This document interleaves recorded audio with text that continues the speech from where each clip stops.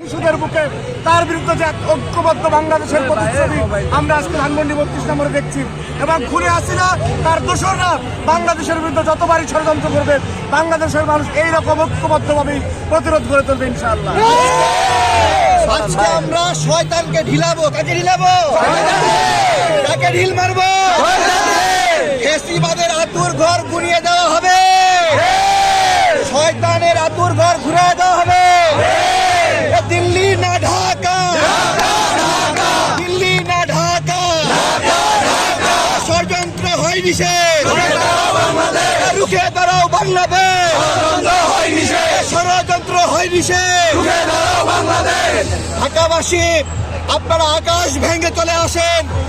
আমাদের পিনাকি দাদা বলেছে আকাশ ভেঙে সবাই চলে আসছে। আকাশ ভেঙে চলে এসে সবাই আমরা শয়তানকে ঢিলাবো, ফ্যাসিবাদ মুক্ত বাংলাদেশ বিনির্মাণ করবো।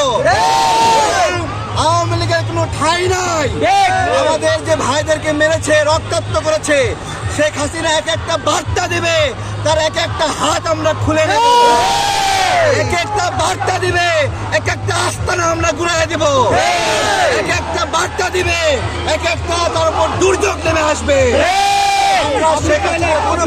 আর কোন টিভি যদি শেখ হাসিনার বক্তব্য ব্রডকাস্ট করে, ওই টিভির অস্তিত্ব আমরা রাখবো না।